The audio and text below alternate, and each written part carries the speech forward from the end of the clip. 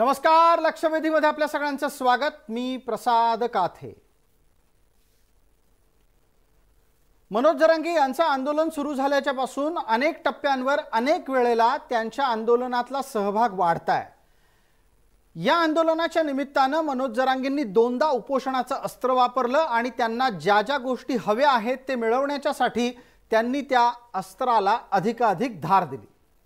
मनोज जरांगेंच्या पहिल्या उपोषणाच्या नंतर जेव्हा ते बाहेर पडले तेव्हाही त्यांच्या आजूबाजूला गर्दी होती. दुसऱ्या आंदोलनाच्या नंतर सुद्धा जे ते बाहेर पडले तेव्हा ती गर्दी वाढती दिसली. ही वाढती गर्दी नक्की कुणाची आहे? ही गर्दी नक्की कोण आणतंय? आणि ही गर्दी सर्वसामान्य मराठ्यांची आहे की राजकीय कार्यकर्त्यांची आहे? असे अनेक प्रश्न स्वाभाविकरित्या महाराष्ट्रात उपस्थित होत राहिले. जरांगेंचं आंदोलन एकेका टप्प्यावर पुढे सरकत असताना जे तमाम राजकारणी या आंदोलनाच्या बद्दल कोणत्याही प्रकारची विश्लेषणात्मक भूमिका घेऊ इच्छित नव्हते त्यापैकी एक राजकारणी वेगळा ठरला. ते आहेत राज ठाकरे. मनसेचे अध्यक्ष आहेत आणि राज ठाकरेंनी हा थेट प्रश्न उपस्थित केलाय की जरांगेंच्या आंदोलनाच्या मागे नक्की कोण आहे ते तपासावं लागेल. जरांगेंनी पण त्यांना लगेच प्रत्युत्तर दिलं आणि प्रति आव्हान देत म्हटलं की कोण आंदोलनामागे आहे ते राज ठाकरेंनी शोधावं. प्रत्यक्षात आंदोलनं ही अजिबात मशरूम सारखी उभी राहत नाहीत. आंदोलनं ही एका व्यवस्थित यंत्रणेच्या माध्यमातून उभी केली जातात, ती चालवली जातात आणि यशस्वी सुद्धा केली जातात. प्रत्येक आंदोलनाचा चेहरा ही व्यवस्था ठरवत असते. व्यवस्थेने ठरवलं हा नेता की त्याचा चेहरा आंदोलनाच्या माध्यमातून पुढे आणला जातो, तो माणूस चालवला जातो आणि त्या माणसाला त्या पद्धतीचं पाठबळ दिलं जातं. मराठ्यांच्या आरक्षणाच्या साठीचा लढा नवा नाही. तो 1960 पासून अण्णासाहेब पाटलांच्या निमित्तानं सुरू झाला.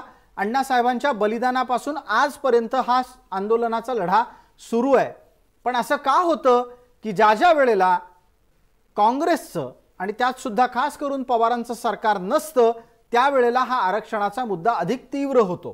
हा प्रश्न यासाठी कारण मराठ्यांच्या आंदोलनात, आरक्षणाच्या आंदोलनात कधीच न दिसलेले शरद पवार जरांगेंच्या आंदोलनात मात्र अत्यंत स्पष्टपणे दिसलेले आहेत.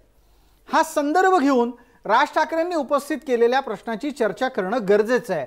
कारण राज्य सरकारला आणि आपल्या पसंतीचं सरकार नसेल तर त्या सरकारला अडचणीत आणण्याच्यासाठी आरक्षणासारख्या संवेदनशील विषयाला विनाकारण कोणी भडकवत असेल तर ते कोण, हाही मुद्दा उरतोच. आजच्या लक्षवेधीच्या चर्चेत त्याच अनुषंगाने आपल्यासोबत जोडल्या गेलेल्या मान्यवरांचा मी आपल्याला पटकन परिचय करून देतो. आपल्यासोबत या चर्चेत स्नेहाताई गावकर आहेत. मराठा समन्वयक म्हणून त्या परिचित आहेत आणि त्यांनी आत्ताच्या घडीला जरांगेंच्या आंदोलनाच्या विश्लेषणाची भूमिका घेतलेली आहे. आपल्यासोबत मराठा समन्वयक म्हणून आबासाहेब पाटील आपल्याला परिचित आहेत, ते सुद्धा जोडले गेले आहेत. मनसेचे प्रवक्ता या नात्यानं योगेशजी चिले आपल्यासोबत आहेत. किशोर चव्हाण सुद्धा आपल्यासोबत आहेत. किशोरजी हे मराठा समन्वयक आहेतच आणि ते जरांगेंचे कट्टर समर्थक म्हणून आपल्यासोबत आहेत. सर्व मान्यवरांचं चर्चेमध्ये स्वागत. पटकन योगेश चिले, आपल्यासाठीचा प्रश्न. राज ठाकरे जेव्हा कोणतीही भूमिका मांडतात तेव्हा निश्चित त्यांच्याकडे त्याचं काही ना काहीतरी इनपुट असलं पाहिजे. इनपुट इंग्रजी शब्द आहे, मराठीमध्ये माहिती असली पाहिजे. कोणत्याही माहितीच्या आधारे राज ठाकरे भूमिका घेणार नाहीत. ज्या वेळेला आपल्या नेत्यानं ही भूमिका घेतली तेव्हा निश्चित त्यांच्यापर्यंत काही ना काहीतरी पोचलं असेल. तुम्हाला माहिती आहे का की जरांगेंच्या आंदोलनामागे कोण, असा प्रश्न राज ठाकरेंनी जेव्हा विचारला तेव्हा त्यांना नक्की कशा प्रकारचा संशय आलेला असू शकतो?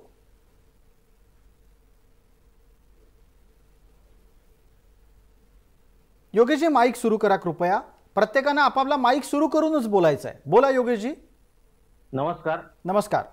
प्रसादजी, आपण सर्व जाणतात की माननीय राजसाहेब एखादी भूमिका ज्यावेळी घेतात त्यावेळी ते कोणत्याही समाजाचा किंवा कोणत्याही जातीचा किंवा कोणत्याही धर्माचा विचार न करता फक्त आणि फक्त मानव जातीचा असेल किंवा महाराष्ट्राचा किंवा मराठीचा किंवा अगदी देशाचा विचार करून जी स्पष्ट भूमिका असेल ते ती मांडत असतात. त्यावेळी किती जण आपल्यावरती नाराज होतील, किती मतदार आपले तुटतील याचा ते कधीही विचार करत नसतात. कारण त्यांच्यासाठी महाराष्ट्राचं हित हे प्राधान्य आहे. त्यामुळे काल त्यांनी जे मत मांडलं ही त्यांची काळजी आहे की ज्या पद्धतीने हे आंदोलन आता पुढे सरकतंय आणि या आंदोलनामध्ये ज्या पद्धतीने मागण्या केल्या जात आहेत आणि ज्या पद्धतीने ते खेचलं जात आहे आंदोलन, ही एकूणच परिस्थिती या आंदोलनाबद्दल खरंच थोडंसं आम्हाला काळजी वाटते मनोज जरांगेंची. मनोज जरांगे हे अत्यंत चांगले व्यक्तिमत्व आहेत, अत्यंत स्वच्छ व्यक्तिमत्व आहेत. परंतु जर या आंदोलनाचा वापर दुसरे कोणी करत असतील तर याचा विचार खरं तर मनोज जरांगे पाटील यांनी सुद्धा करणं अत्यंत गरजेचं आहे. याच्यापूर्वी या देशामध्ये असे प्रकार घडलेले आहेत. तुमच्या समोर अण्णांचं आंदोलन होतं जे दिल्लीला झालं होतं. त्या आंदोलनाचा फायदा घेऊन दिल्लीला अरविंद केजरीवाल हे मुख्यमंत्री सुद्धा झाले. जोपर्यंत अण्णा त्या आंदोलनामध्ये उपोषणामध्ये होते तोपर्यंत अरविंद केजरीवाल यांचा चेहरा सुद्धा लोकांना माहित नव्हता. यांचे हे कोण आहेत हे सुद्धा त्यांना माहिती नव्हतं. अचानक त्या आंदोलनाचा फायदा घेऊन अरविंद केजरीवाल राजकारणामध्ये आले होते. हार्दिक पटेल यांचं उदाहरण आहे. गुजरातमध्ये ज्यावेळी त्यांनी पाटीदार समाजासाठी आंदोलन केलं त्यावेळी सुद्धा असंच होतं की प्रचंड मोठा प्रतिसाद त्यावेळी हार्दिक पटेल यांना गुजरातमध्ये पाटीदार समाजाने पाठिंबा दिला होता. आपण त्याचं पुढे काय झालं फलित हे सुद्धा पाहिलेलं आहे. ते सुद्धा नंतर राजकारणामध्ये आले. आमचा जरांगे पाटील यांनी आरक्षणासाठी उभारलेल्या लढ्याला संपूर्ण पाठिंबा आहे. परंतु त्यांचा वापर तर केला जात नाहीये ना, याचा विचार त्यांनी स्वतः करणं आता गरजेचं आहे. कारण त्यांच्या व्यासपीठावरती ज्या पद्धतीने पवार साहेबांचं स्वागत झालं ती भूमिका थोडी संशय निर्माण करणारी. योगेश शिले, आपण अत्यंत सविस्तर आपली भूमिका मांडलीत आणि त्यानिमित्तानं काही संशय चिंता व्यक्त केलेली आहे. याचं उत्तर किशोर चव्हाण देतील, आपल्यासोबत चर्चेत आहेत. पण तत्पूर्वी मला स्नेहा गावकर यांच्यापर्यंत पोहोचायचं आहे. स्नेहाताई, आपण गेल्या काही कालावधीमध्ये सातत्यानं असं पाहतो आहोत की जरांगेंच्या समर्थनार्थ जिथे जिथे गावागावात आंदोलनं होत आहेत त्यातल्या काही ठिकाणी ठराविक नेत्यांना बोलावलं जातं किंवा स्टेजवर बसू दिलं जातं आणि इतर पक्षांचे किंवा काही ठराविक पक्षांचे नेते आले की त्यांना पात्र हुसकावून लावलं जातं. असा कुठला प्रसंग तुम्हाला आठवतो? तुम्हाला आठवत नसेल तर मी 2-4 यादी द्यायला तयार आहे. बोला स्नेहाताई, तुमच्या पाहण्यात असं कुठं काय घडलंय? कारण मी तो स्वतः बघितलंय पण आणि त्याची उत्तरं पण मागितली आहेत. कारण मला स्वतःला किती ट्रोल झालं तरी मी घाबरले नाही. माझा कोपर्डी करणार अशा प्रकारच्या धमक्या मला येत आहेत एक महिला असूनही. परंतु ही जी आंदोलनं सगळीकडे उभारली जात आहेत किंवा सभा घेतल्या जात आहेत याच्यामधून जो करोडोंचा खर्च होतोय किंवा ही आंदोलनं आता जेव्हा थोडंफार हलतं त्याच वेळेस कशी उभी राहतात, मग त्यावेळी मराठा आंदोलनाचा भाग घेतला जातो का, वापरला जातो का, नाव वापरलं जातं का, याचा शोध घेतलाच पाहिजे. कारण या सगळ्या मागे जर राजकीय पार्श्वभूमी असेल तर ते का दिसत नाहीये लोकांना? का बरं सरकारला हे दिसतंय की बाबा सरकार ज्यावेळी बदली होतंय त्यावेळी शरद पवार साहेब जे कुठेही आता सहभाग घेत नाहीत तेच बरोबर अर्ध्या रात्रीला कसे पोहोचतात किंवा तिथूनच कशी काय भूमिका बदलली जाते. मी परत एकदा सांगते, ज्या दिवशी पवार साहेब पोहोचले त्यानंतर सरसकट कुणबी हा विषय उदयास आला. कारण ह्याच्या अगोदर कुठल्याही मराठा आंदोलकांनी आणि इतक्या वर्षात 58 मूकमोर्चे आणि 2 ठोकमोर्चे याची पूर्णपणे एकमेव मागणी होती, फक्त मराठा आरक्षण. या व्यतिरिक्त कोणतीही मागणी कधीही बदलली गेली नाही, भूमिका बदलली गेली नाही. मग त्याच दिवशी कशी काय भूमिका बदलली गेली? आणि जर ह्या गोष्टींवर इतका खर्च होतोय तर हा खर्च नेमका येतोय कुठून? जर गरिबासाठीचा हा लढा आहे तर मग एवढा खर्च करणं आपल्याला योग्य वाटतंय का? जर नाही वाटत तर मग याला सपोर्ट नेमकं कोण करतंय? आणि हा सपोर्ट जर फक्त आत्ताचं सरकार पाडण्यासाठी म्हणून असेल तर मराठ्यांचा वापर होऊ नये तिथे. कारण मराठा आंदोलनं ह्याच्यामुळे चिरडली जातील आणि मराठा समाजाचा आणि जातीचा बदनामी करून जर वापर केला तर मराठाही बोलणारच. दुसरी गोष्ट, जर हे सगळे सभा आणि आंदोलनं केली जात आहेत आणि त्याचबरोबर दुसरी मागणी केली जाते की दुसऱ्या कुठल्याही राजकारण्यांनी अन्य लोकांनी आपले दिवाळी किंवा सण साजरे करू नयेत किंवा कुठलेही कार्यक्रम उद्घाटन घेऊ नयेत. त्याची 2 उदाहरणं देते. मुश्रीफ साहेबांना खुर्ची स्वतः जरांगे समर्थक देतात आणि त्याच ठिकाणी घाडगेंना कुठलंही उद्घाटन हाणून पाडतात, त्यांचं बंद केलं जातं. मी त्यांचं समर्थन करत नाही किंवा मी त्यांचे समर्थक नाही. त्याच ठिकाणी मी ठाण्याची आहे. ठाण्यामध्ये सुद्धा आव्हाड साहेबांना आणि राजन विचारे साहेबांना जर तुम्ही स्टेजवर बसायला जागा देता, त्यांचं स्वागत करता आणि त्याच ठिकाणी जाऊन जे मराठा म्हणून आरक्षण मागतात त्या सगळ्यांना तुम्ही गावबंदी घालता. गावबंदी हा एक पर्याय आहे का मराठा आरक्षणाचा उरलेला? आता मग 58 मोर्चे जे झाले ते मोर्चांना काहीच अर्थ नव्हता का? की ह्याच गावबंदीमुळे जर सगळ्यांना गावबंदी घालून जर ठाण्यामध्ये जर सभा घेतली जाते, मग ती सभा का बरं घ्यावी? त्यांना नाही का सुतात? मग फक्त जे बाकीचे आहेत म्हणजे सरकारची जर तुमचं वांदा आहे किंवा राजकीय पार्श्वभूमीवर जर हे आंदोलन वळवलं जातंय, तर जरांगेचाही तो जर कोणी वापर करत असतील तर तो थांबला पाहिजे, कारण जरांगे सुद्धा आमचेच बांधव आहेत. बिलकुल. आमचे दुसरे कोणी आपण बांधव स्नेहाताई, आंदोलन करत होते, आम्ही करतो. स्नेहा गावकर, आपण आणि योगेश शिले दोघांनीही या भूमिकेला अधोरेखित केलेलं आहे की जरांगेंचा वापर होऊ देता कामा नये. किशोर चव्हाण, ही भूमिका निरीक्षणातून आलेली आहे, त्या निरीक्षणाला काही उदाहरणं कारणीभूत आहेत. तुमच्यावर ही सगळ्यात मोठी जबाबदारी आहे की तुमचा खांदा कोणी वापरता कामा नये. पण दुर्दैवानं जरांगेंचा खांदा वापरला जातोय असं सुचवणारी अनेक उदाहरणं आता योगेश शिले आणि त्याचबरोबर स्नेहा गावकर यांनी मांडली. उत्तर द्या किशोर चव्हाण. नाही, आता आमचे मनसेचे जे प्रवक्ते त्यांनी भूमिका छान पद्धतीने मांडली. आरक्षणाबद्दल दुमत नाहीये. राहिला प्रश्न मनोज जरांगे पाटलाच्या खांद्याचा किंवा विषयाचा किंवा आंदोलनाचा फायदा कोणी घेत असेल, राजसाहेब स्वतः म्हणले की याच्या पाठीमागे कोणीतरी आहे, हे आपल्याला शोधावं लागेल. नंबर 1, काही हरकत नाही. लोकशाहीत त्यांनी त्यांचं मत प्रगट केलंय. मी तुम्हाला मनोज रावनी हे पहिल्या आंदोलनाची सुरुवात करताना सांगितलं होतं. शहागडला ज्यावेळेस सभा घेतली, पहिली सभा 29 ऑगस्टला, सभा घेताना सांगितलं होतं की माझ्याकडे 123 गावं गोद्या पट्ट्याची आहेत आणि हा गोद्या पट्ट्याचा जो काही आंदोलनाचा जो तिथं आंदोलन होतंय तो खर्च ते 123 गावं करतात. आमच्या ताईने विचारलंय की आता एवढ्या मोठ्या सभा होतात आणि सभेत खर्च होतोय, तर मनोज रावकडे ज्यावेळेस कोणी आंदोलनाकडे आमची सभा घ्यायला, फक्त ते म्हणतात आमच्याकडे सभा घ्या, सगळं सभेचं नियोजन खर्च ते समाज बांधव, ते जिल्ह्याचे बांधव आमचे करत असतात. आता कोल्हापूरला पण सभा आहे, ते सगळे तिथलचे मंडळी करतात. फक्त आम्हाला तिथून डिझेलला जो पैसा आहे तो फक्त जाण्याला आहे. आमचे बंधू डिझेलची व्यवस्था करतात, ते गावाची आणि जेवणाची राहण्याची सगळी व्यवस्था करतात. म्हणजे पैशाचा कुठं संबंध इथे येत नाही. आणि एवढा मोठा समाज ज्यावेळेस तुमच्याकडे आलेला आहे त्यामुळे तर काही अडचण यायचा प्रश्नच येत नाही आमच्याकडे. किशोर चव्हाण यांच्याकडे, किशोर चव्हाण आपल्याकडे लाईट गेलेत असं वाटतंय. कदाचित तुम्ही भूमिका मांडत होतात, त्या भूमिकेच्या अनुषंगानं मला पुढचा प्रश्न तुम्हालाच विचारायचा आहे आणि त्यानंतर आबासाहेब पाटलांपर्यंत आपण पोहोचणार आहोत. किशोरजी, ज्या पद्धतीनं सभेचं नियोजन होत आहे, अगदी खरं खरं सांगा, या संपूर्ण सभेच्या नियोजनाच्या मागे, त्यानंतर फुलं उधळण्याच्या मागे कुठलाही राजकीय पक्ष नाही, कुठलीही राजकीय शक्ती नाही? मी कुणाची शपथ घ्यायला तयार आहे, किंवा तुम्ही निरीक्षण करा, किंवा गव्हर्नमेंटला माझं आव्हान आहे, गुप्तचर यंत्रणा आहे तुमच्याकडं, तुम्ही शोध करा. अहो, आता इथं वाशीला सकाळी 4 वाजता सभा झाली, सकाळी 4 वाजता थंडीच्या दिवसात सभा झाली. 100 JCBने फुलं त्याच्या मनोजच्या अंगावर टाकल्या गेले, माळी बांधवांनी टाकले गेले.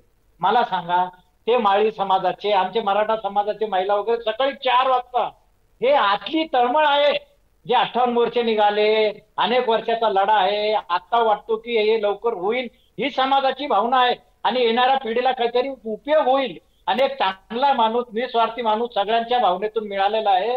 म्हणून मनोजरावच्या या आंदोलनाच्या पाठीमागे मराठा समाज आहे, कोणताही राजकीय पक्ष अजिबात यांच्या पाठीमागे नाही. ठीक आहे किशोर चव्हाण, आपलं उत्तर पोहोचलं. आबासाहेब पाटलांपर्यंत जाण्याची गरज आहे. किशोर चव्हाण, आबासाहेब पाटील, स्नेहा गावकर ही सगळी मंडळी या आरक्षणाच्या आंदोलनातली जुनी माणसं आहेत. त्यांना निश्चित आंदोलन चालतं कसं, चालवलं कसं जातं, कोणाचा कसा वापर होतो ते अगदी नीट माहिती आहे. आबासाहेब, तुम्ही तुमचं निरीक्षण मांडणं गरजेचं आहे आणि मी तर तुम्हाला एक पाऊल पुढे जाऊन असं म्हणेन की तुम्ही खरंही स्पष्टपणे बोलण्याची गरज आहे. आंदोलनाच्या मध्ये मराठा महासंघ, ब्रिगेड आणि सुप्रिया गट आहे की सगळे फक्त सामान्य मराठे आहेत? जी आता ज्या पद्धतीने राज्यभरामध्ये आंदोलन उभं राहतं मराठा आरक्षणाच्या संदर्भामध्ये, असे अनेक आंदोलन उभं राहिले. त्यावेळेला क्रांती मोर्चा, ठोक मोर्चा होतात, त्यावेळेला क्रांती मोर्चावर सर्व संघटना, सर्व समावेशक, सगळ्या 4ही पक्षातील लोक असतील, सगळ्या लोकांनी एकत्र येऊन त्यावेळेला क्रांती मोर्चा घातला. ठोक मोर्चाच्या वेळेला सुद्धा आम्ही ज्यावेळेला परळीचं आंदोलन उभा केलं त्यावेळेला सुद्धा राज्यातल्या सर्व संघटना, सर्व पक्षातले कार्यकर्ते सगळे त्यावेळेला एकत्र होते. आणि आता ज्या वेळेला या आंदोलनाच्या वेळेला बघितलं तर मनोज जरांगेंचा एक त्यांचा जो गट आहे, ग्रुप आहे, तो त्यांच्यासोबत कार्यरत आहे. त्याच्यामध्ये बाकी लोक जर कुठले समन्वयक असतील किंवा कुठल्या संघटना असतील त्या इन्व्हॉल्व्ह होताना दिसत नाही. पण त्याच्या पलीकडे जाऊन मी फक्त आता मूळ जो मुद्दा आपला आहे की आरक्षणाच्या सध्या आंदोलनाच्या पाठीमागे नेमकं कोण आहे ह्यावरती मला बोलायचंय. मी आपल्याला सांगतो अशा पद्धती वैयक्तिक लेवलला ज्यावेळेला आंदोलन उभा राहतील की सर्वसामान्य चळवळीतून एखादा कार्यकर्ता पुढे आला की आंदोलन उभा राहतं त्यावेळेला समाज हा पाठीमागे उभा राहतो आणि समाज उठून उभा राहिल्यानंतर त्या आंदोलनाच्या वेळेला निर्णायक वळणावर धार येते त्यावेळेला मग राजकीय लोक वेगवेगळ्या भूमिका मांडतात. याच्या पाठीमागं कोण आहे का त्याच्या पाठीमागं कोण आहे का. मला राज ठाकरे साहेबांना पण विचारायचं आहे की ज्या वेळेला तुमच्या पाठीमागं समाज आहे अनेक समाजातले युवक आहेत आणि ते आहेत म्हणून तुम्ही आहेत त्याच्यामुळे तुम्ही नेते आहात. त्याच्यामुळे एखादा सर्वसामान्य कुटुंबाचा जर नेता होत असेल आणि त्या नेत्याच्या पाठीमागं जर बाकीची लोक उभा राहत असतील तर त्याला वेगळ्या नजरेनं बघणं हे योग्य नाही. दुसरा प्रश्न ज्या वेळेला छगन भुजबळ पुढे आले छगन भुजबळांच्या पाठीमागं अनेक मोठे नेते आले सगळे तिथं हा प्रश्न का बरं उपस्थित केला गेला नाही की त्यांच्या पाठीमागं कोण आहे कुठली राजकीय शक्ती आहे. तर एखाद्या वेळेला ओबीसी समाज आहे आणि मराठा समाज नाही असं होत नाही. जरी आमचं मनोज रावांचं आंदोलन असलं त्या आंदोलनाचा भूमिका एकच आहे की मराठा समाजाला आरक्षण मिळालं पाहिजे की त्याच्यामध्ये कोण आहे किंवा कोण नाही किंवा त्याचा कोणी शोध घ्या त्यांना शोध घ्यायचा त्याने आवश्यक शोध घ्या परंतु मूळ प्रश्न आमचा तो आरक्षणाचा प्रश्न आहे. आरक्षणाच्या प्रश्नापाठीमागं जर त्याच्यामध्ये सत्ताधारी पक्ष जरी उभा राहिला किंवा विरोधक जरी उभा राहिला तर त्याच्या पाठीमागं आमचं म्हणणं की आम्हाला आरक्षण देण्यासंदर्भामध्ये ही चळवळ महत्वाची आहे. फक्त त्याचे मुद्दे चुकीचे आहेत त्याच्यामुळे आमचं त्या ठिकाणी सरसकट कुणबीची मागणी आहे मराठा आरक्षणाची वेगळी मागणी आहे. या मुद्द्यावरती आमचं जरी एकमत नसेल परंतु आंदोलनाला मात्र आमचा सपोर्ट आहे. बिलकुल. किशोर चव्हाण या निरीक्षणाच्या बरोबरच एक आणखीन मुद्दा चर्चेत होता आणि तो स्नेहा गावकर यांच्याकडून मांडला गेला होता. जर समजा हे आंदोलन सामान्य मराठ्यांचं आहे आणि हे सामान्य मराठ्यांचं आंदोलन लढलं जाणारा माणूस हा सुद्धा सामान्य असेल तर मग अनेक ठिकाणी त्यांच्या समर्थनार्थ जे लोक आंदोलन करतायत ते राजकीय भूमिका का घेतायत. दोन स्पष्ट उदाहरणं स्नेहा गावकर यांनी दिली.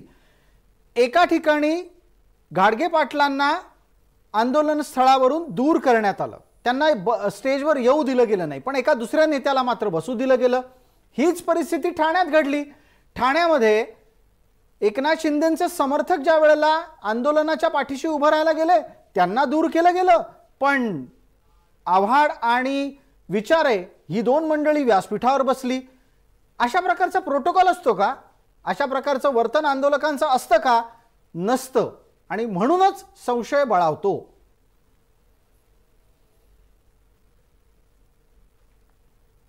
किशोरजी माईक सुरू करा आणि मग बोला.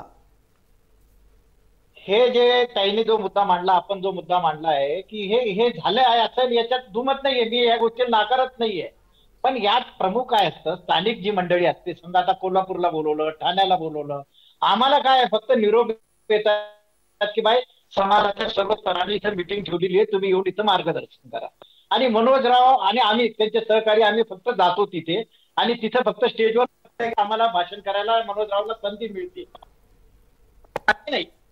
आणि हे जे म्हणते याच्यात सुधारणा आम्ही नक्की करू. नंबर 1 महत्वाचा मला आज प्रश्न विचारायचा जो राजसाहेबांनी जो प्रश्न उपस्थित केला आहे मी स्वागत केलंय लोकशाहीच आहे पण आश्चर्य आज आम्हाला नवीन वाटलं महाराष्ट्राचा कॅबिनेट मंत्री जाहीर सभा घेतो अंबटला येऊन आणि मराठा द्वेष त्याच्या बोलण्यातून पाण्यात मिळालं ते तर आहेच पण महाराष्ट्र शासनाने जे निर्णय घेतले ज्या छगन भुजबळ कॅबिनेट मंत्री आहे त्यांनी निर्णय घेतले तो जाहीर सभा घेऊन विरोध करतोय. हे अशांतता ही महाराष्ट्राच्या मंत्री इथं निर्माण करतायत याला जबाबदार कोण. पुन्हा आमच्या आंदोलनावर मनोजरावच्या आंदोलनावर किंवा मराठा समाजाच्या नावावर कोणी कापर फोडू नये आपल्या मंत्र्याला आवरा कॅबिनेट मंत्री आहे. पण याचं उत्तर योगेश चिले कसं देणार. योगेश चिले सत्तेत नाहीयेत. हा प्रश्न योगेश चिलेंना विचारणं बरोबर आहे. मी चर्चेत विचारला राजसाहेबांनी विचारला ते त्यांना विचारण्याचा अधिकार आहे त्यांनी काळजीपोटी विचारला असेल काही हरकत नाही पण मी तुमच्या माध्यमातून शासनाला विचारतोय एक कॅबिनेट मिनिस्टर जातीचा द्वेष पसरवतोय जाहीरपणे हे सत्य आहे ना. सगळ्यांनी भाषण ऐकले ना.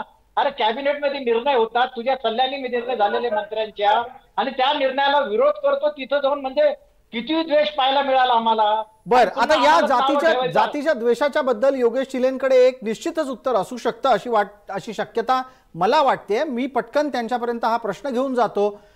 योगेश शिले, हा जातीचा द्वेष पसरवण्याचं काम कुणाचं असतं आणि कोण करतं? तुमचं यातलं निरीक्षण काय? राज ठाकरेंची याबाबत भूमिका काय? आमचं स्पष्ट मत आहे आणि हे वारंवार माननीय राजसाहेबांनी मांडलेलं आहे की या महाराष्ट्रामध्ये याच्या पूर्वी जातींमध्ये इतका विद्वेष कधीच नव्हता. जो 1999 मध्ये राष्ट्रवादीची स्थापना झाली त्यानंतर जो विद्वेष महाराष्ट्रामध्ये पसरलेला आहे एवढा कधीच नव्हता. आणि याची अनेक उदाहरणं तुम्ही पाहाल, वेळोवेळी पाहाल. ज्यावेळी माननीय शरद पवार हे मुख्यमंत्री असतात त्यावेळी माननीय शरद पवार यांना या गोष्टी कधीच आठवत नसतात. ते स्वतः 4 वेळा मुख्यमंत्री राहिलेले आहेत. मराठा समाजाचे जवळपास 60% आमदार हे एकूण महाराष्ट्राच्या विधान परिषदेतले 60% आमदार हे मराठा समाजाचे आहेत. जवळपास माननीय पवार साहेब पकडून 8 ते 10 वेळा मुख्यमंत्री मराठा समाजाचा झालेला आहे. अशा नंतर सुद्धा जेव्हा आंदोलन मिळत नाही आणि काँग्रेस किंवा राष्ट्रवादीचं सरकार सोडून इतर कोणतंही सरकार आलं की त्या आंदोलनाला बळ आपोआप मिळतं, तेव्हा कुठेतरी संशयाची सुई सरकत असते. तुम्ही बघितलं असेल, आमचा काय फडणवीसांशी घरोबा नाही येऊ. काल सुद्धा बीजेपी वरती माननीय राजसाहेबांनी अगदी टोकाची टीका केलेली आहे. परंतु या सगळ्या घटनांमध्ये एक गोष्ट आपल्याला मान्य करावीच लागेल की ज्या फडणवीसांना ब्राह्मण म्हणून राष्ट्रवादीकडून सातत्याने अवहेलना त्यांची केली जाते, त्याच ब्राह्मण फडणवीसांनी मराठा समाजाला आरक्षण दिलं होतं. ते न्यायालयामध्ये टिकलं नाही, ही गोष्ट आलाहिदा, परंतु त्यांनी निदान देण्याची हिंमत तरी दाखवली. ही हिंमत कधी माननीय शरद पवार यांनी का दाखवली नाही? आणि त्याच्याबद्दल मराठा समाज कधीतरी त्यांना जाब विचारणार आहे की नाही की आमचे 60% मराठे हे आमदार म्हणून आहेत, हे खासदार म्हणून जात आहेत, आमचेच मुख्यमंत्री बनतायत, तरीही आमच्या समाजाला आरक्षण दिलं जात नाही. त्यावेळी याच्या मागे काय राजकारण असतं हे खरं तर मराठा समाजाने शोधून काढलं पाहिजे. ठीक आहे योगेश शिले, या मुद्द्याच्या अनुषंगाने आणखीन एक छोटासा उपप्रश्न माझा स्नेहाताईंना आहे. स्नेहाताई जावकर, आपल्याला या चर्चेला वेळेची मर्यादा याची आठवण करून देतो. 1 मिनिट उरलंय, पटकन आपण खुलासा करावा. तुम्ही 2 गंभीर प्रश्न या संपूर्ण आंदोलनाच्या निमित्तानं उपस्थित केलेत. एक आहे उधळपट्टीचा, दुसरा आहे भेदभावाचा. या दोन्हीवर किशोर चव्हाण यांनी दिलेली उत्तरं तुम्हाला पटतायत? ते म्हणतात की जनता पैसा खर्च करतेय, सामान्य मराठे एवढा पैसा खर्च करतायत, आणि दुसऱ्या बाजूला ते असं म्हणतायत की राजकीय नेत्यांना व्यासपीठावर येण्याबाबत जो भेदभाव केला गेला त्यात ते सुधारणा करतील. आता सुधारणा करतील म्हणजे सगळ्यांना व्यासपीठावर बसवतील का कोणालाच नाही बसवणार तो नंतर बघू. पण जी उत्तरं दिली जात आहेत ती पटणारी आहेत का? जरांगे समर्थक जे बोलतायत ते मनापासून आणि खरं बोलतायत असं तुम्हाला वाटतं स्नेहाताई? अजिबात वाटत नाही. कारण आज डिबेटमध्ये जेव्हा किशोर भाऊ बोलतायत की आम्ही सुधारणा करू, नक्कीच स्वागतार्ह आहे, बरं वाटलं. पण याच बरोबर त्यांनी जरा मराठा या नावाने जेव्हा ते बोलतायत की द्वेष केला जातो ओबीसींकडून किंवा इतर जातींकडून, तेव्हा जर आम्ही कोणी मराठा हा नाव टाकलं जरी कुठं सोशल मीडियावर, तेव्हा आमच्या लोकांना इतक्या वाईट प्रकारे ट्रोल केलं जातं, त्यावर सुद्धा थोडं लक्ष घालावं. मग त्यांना कळेल की खरा द्वेष काय आहे. आणि खरा मराठा जातीचा द्वेष करणारे हे इतर जातीचे आम्हाला नाही दिसत आहेत. काही नेते राजकारण करत असतील, मी नाही म्हणत नाही, त्यांचा निषेधच आहे. परंतु जास्तीत जास्त जरांगे समर्थक म्हणून जर आई बहिणीच्या शिव्यांवर महिलांना सुद्धा सोडत नाहीयेत, तर मग हा द्वेष आम्ही कोणाला विचारायचा? आणि हा द्वेष केलं जातोय त्याच्याबद्दल जरांगे भाऊ काय बोलायला तयार आहात का? काय तुम्ही काय बोलायला तयार आहात? कारण एकही महिला कुठली बोलू शकत नाही का मराठा सांगू शकत नाहीये. आणि जर मराठा आरक्षण म्हणून आम्ही बोलतोय तर आम्ही पाप नाही करत आहोत. मग त्याच्यामध्ये द्वेष द्वेष द्वेष म्हणून दुसऱ्या जातींना आपण किती अंगावर घेणार? दुसऱ्या जातींच्या बरोबर मराठा जातीचा वाद लावायचा तर खरंच बंद झालं पाहिजेत. कारण ह्या जाती द्वेष शेवटपर्यंत काय होणार आहे? निवडणुकीपर्यंत जाऊन थांबणार आणि निवडणुकीचा अजेंडा पूर्ण होणार. यातून निष्पन्न काय होणार? तर तुम्ही जे बोललात की जुन्या नोंदींप्रमाणे जर मिळत आहे हे तुमचं यश आहे. मग हे यश तर 2004च्या GR आहे. मग आज जर मराठा म्हणून जर आरक्षण सरसकट कुणबी म्हणून नाही मिळत आहे तर मग आजचं यश काय? आणि हे कायदेशीर आरक्षण मिळणारच नाहीये तर मग या सभांचा अर्थ काय? जर हे मिळणार नाही हे जर सरकारने स्पष्टपणे कबूल केलेलं आहे, दोन्ही शिंदे साहेबांनी पण आणि फडणवीस साहेबांनी पण, आणि न्यायालयाच्या कायदेशीर तज्ज्ञांनी जरांगेंची स्वतः बोललेले आहेत अंतर्वालीत जाऊन, मग या सभा महाराष्ट्रभर होण्यामागचं कारण सांगा.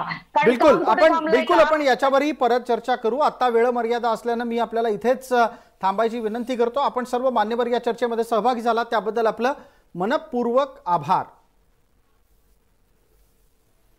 लक्षवेधीच्या या चर्चेत तूर्तास इतकंच. सर्व प्रेक्षकांना जय महाराष्ट्र.